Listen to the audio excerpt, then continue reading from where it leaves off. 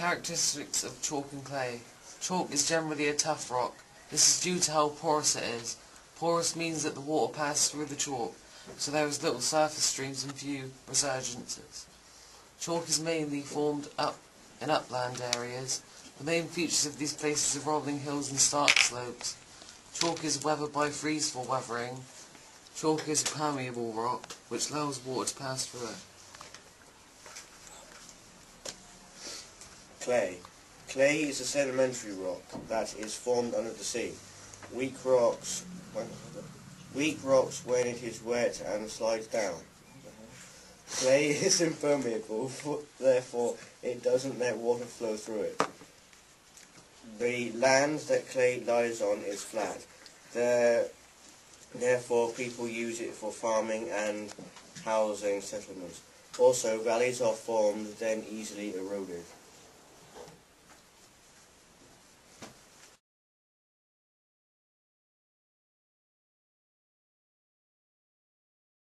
Characteristics of chalk and clay landscape. There are two things needed for a chalk escarpment to be formed. The first thing needed is different outcrops of two types of rocks. One rock must be soft, like clay, and the other must be more resistant to erosion, like chalk. The second thing needed is for the bed of rocks to be dipped at an angle to the ground surface. Instead of being horizontal, the beds were tilted due to tectonic activity. Then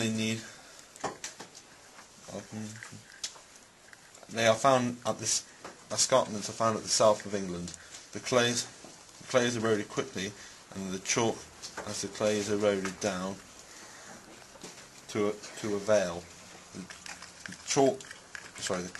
chalk is left standing up due to its great resistance to erosion. The scarp slope formed as a downment feature where its layers of chalk resistant to the surface. The dip slope is more gradient flow the tilt of the rock. Dry valley formed by either when the chalk was frozen during the Ice Age or when the water table was much higher than it is today. Spring, where water resurges onto the ground surface. The chalk is porous and permeable, so it lets water pass through it. Therefore, there's no water found on chalk bedrock. Clay is impermeable and weak, so the water flows on the top of it and also moves it forward and down.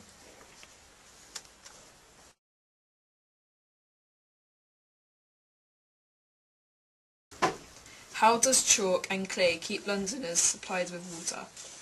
The rocks beneath London form a basin called a syncline. A syncline is the lower arc of the Fold Mountain in Fold Mountains. Water soaks into the chalk where it is exposed on either side of London, then percolates through the chalk to form a giant underground reservoir called an aquifer. For hundreds of years, this water has supplied London with its water.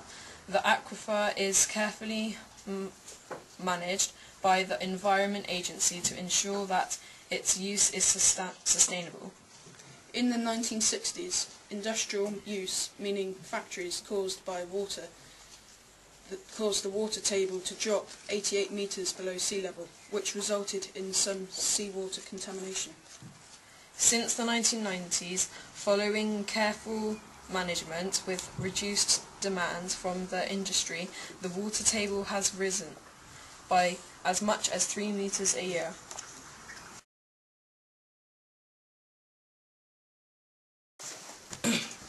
The uses of chalk and clay. Clay is used for a lot of different things. Firstly, it is used for brick making and for pottery. Clay can fertilize soil, but it can become waterlogged. It's mostly used for pasture for sheep Bear. and dairy cattle. Moo. Clay is an impermeable rock, so it has been used for some reservoirs, but it's not ideal for flat land as it can be easily waterlogged. Chalk. Chalk is used for a number of things. It is quarried and then manufactured into cement. It is also sprinkled over fields to neutralise acidic soils. As it is fertilised land, it is used for sheep farming and crops such as wheat and barley. An important thing about chalk is aquifer.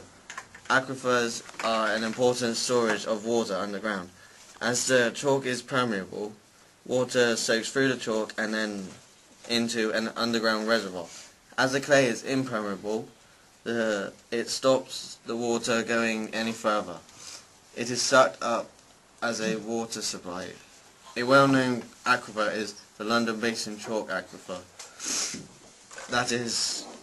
This is London's main water supply. Chalk is a good surface for horse riding, as the ground is hard so they can train in wet conditions. Also, the landscape is fun and enjoyable, as it is amazing hilly landscape is to admire and trek over. It is a very good area for wildlife with many different species of birds and other animals.